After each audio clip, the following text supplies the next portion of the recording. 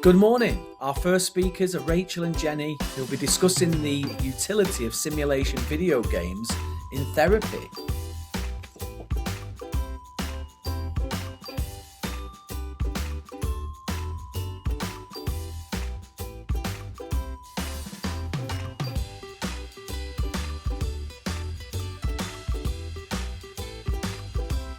Hi, we are Rachel and Jenny, and we're going to discuss the clinical applications of video games. This video is to educate and spread awareness of the current ways that video games can be used for therapy for different psychological disorders, with reference to cyberspace theories. Specifically, we will be looking at how video game therapy can help neurodivergent individuals with anxiety and depression. Firstly, we will be focusing on the different definitions of computer games. Within computer games, there are simulation games, which are generally described as games which simulate real life, and virtual reality games, which are an immersive form of video game with the power to convince someone that they are in a different place. Throughout this presentation, we'll be looking at how computer games have been applied to therapies using research. Specifically, we'll be looking at how research has shown the applicability of video games in clinical therapy settings. We will begin by describing how video games are already in common use within different types of therapies. Previous research has suggested that games can be used in a therapy setting, with video game and VR therapy already being used for physical treatments due to the low cost and personalisation it allows. The immersion that VR provides allows it to be a particularly effective form of physical therapy. The question is, could this be applied to psychological therapies?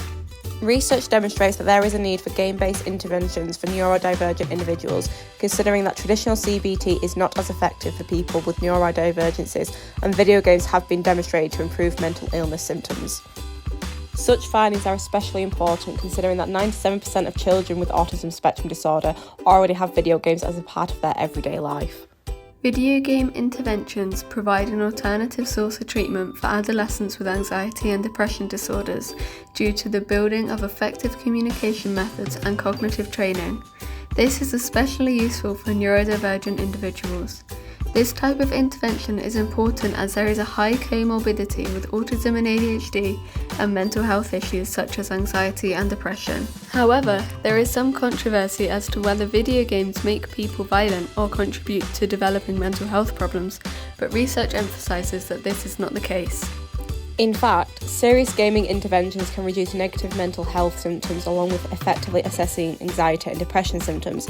Overall, research supports the use of video simulation games for the treatment of anxiety and depression. Recent research suggests that the use of games in therapeutic interventions is a promising area for people with learning difficulties and neurodivergencies. This is supported by the FDA approving the first video game treatment for ADHD in 2020. Preliminary evidence highlights the utility of VR-based social skills learning for children with autism spectrum disorder, as it demonstrates heightened social skills post-intervention. Additionally, researchers highlight that the environment of games can be used to incorporate social learning, which would benefit children with ADHD and autism.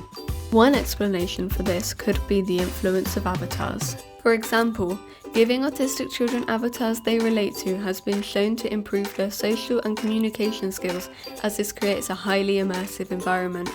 Alternate research emphasises that high relatability between player and avatar increases active participation and de-individuation whilst decreasing deception. Such behaviours are desired in a therapeutic environment as this increases the effectiveness of the intervention. These behaviours can be explained by cyberspace theories, including the cues filtered out model and the social identity model of de-individuation effects.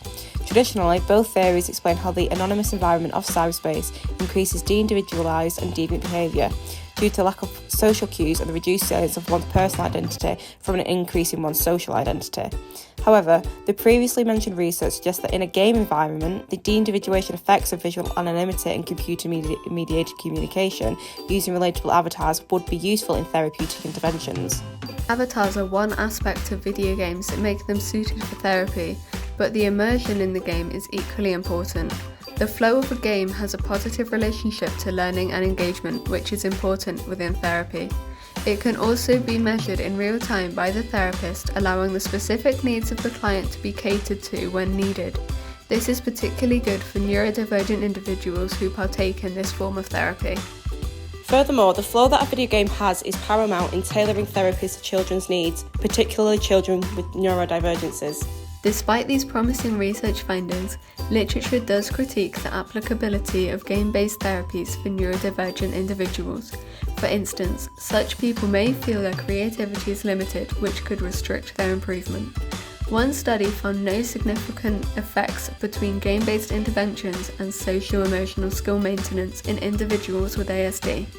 This could show that whilst game-based therapies do not make emotional skills worse, they do not do anything to improve them. Extra training is also required for counsellors who provide therapy in cyberspace, as the environment lacks contextual and non-verbal cues. This can lead to a reduced patient self-disclosure, which in turn leads to therapies being less effective. Yet, these challenges can be overcome by the use of avatars in therapeutic interventions.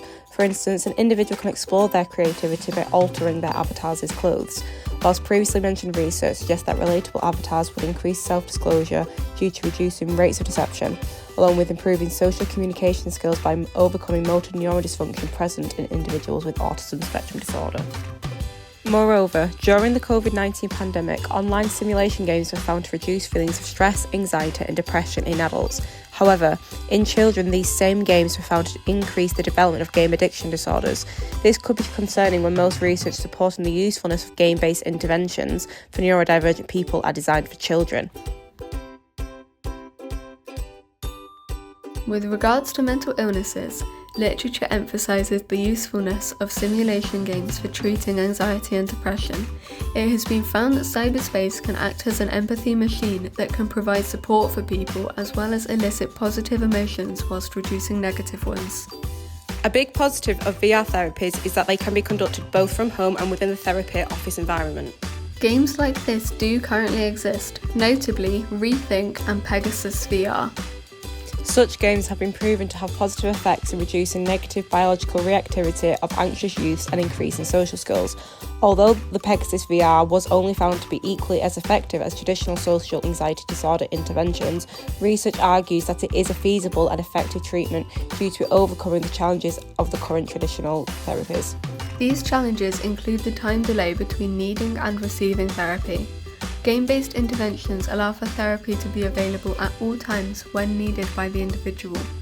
Both aforementioned games include the use of avatars, which would support the effectiveness of avatar reliability theory. Furthermore, there is literature suggesting that increased bodily involvement during gameplay will increase positive emotions and decrease negative ones.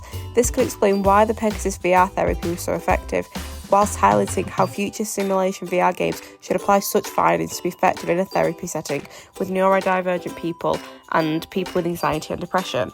The immersion VR provides makes the CBT particularly effective, particularly for children with ASD and anxiety. It is not only children that stand to benefit from VR therapy, but adults of all ages as well. VR therapy is an especially effective innovation due to the minimal negative side effects that VR games have. This is a positive move forward, however, there are some negative consequences of online gaming. Everyone has heard the theories that playing video games makes people violent or aggressive, and there is some evidence to support this. Additionally, time spent playing video games can be linked to developing low self-esteem and poor well-being. This is important to consider as many young people already play video games daily, so is it wise to encourage them to play more? These negative findings, however, can be explained by the rational actor perspective, in that it is not the technology that is causing this negative behaviour, but the motives behind the use of that technology.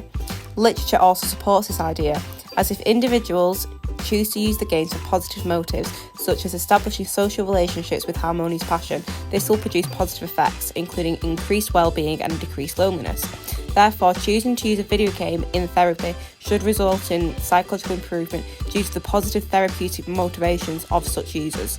In comparison, negative motivations such as distraction-motivated gaming and obsessive passion are associated with higher negative psychological symptoms, loneliness, and lower self-esteem. Whilst games can be used in a negative way, they can be an effective form of therapy, which leads to positive outcomes. So, what have we learnt today? We have learnt that video games can be used for therapy and in a positive manner for neurodivergent people and individuals with anxiety and depression. Whilst there is always going to be potential negative side effects to video games, being aware of this will help improve the positive aspects. We have also learnt that using an avatar that you relate to may increase your mental well-being when playing simulation games in neurodivergent individuals, as well as people with anxiety and depression. Video game therapy is an up-and-coming area. Whilst there may be room for improvements, it is an effective way to provide help to people with anxiety and depression disorders, particularly neurodivergent people who struggle with this. We look forward to seeing this field of research developing over the coming years and hope that every one of you has the opportunity to benefit from the positives of video game therapy. The references for all the research used and cited within this video is on screen now. We hope this video helped you to consider the potential positive applications of video games in therapy.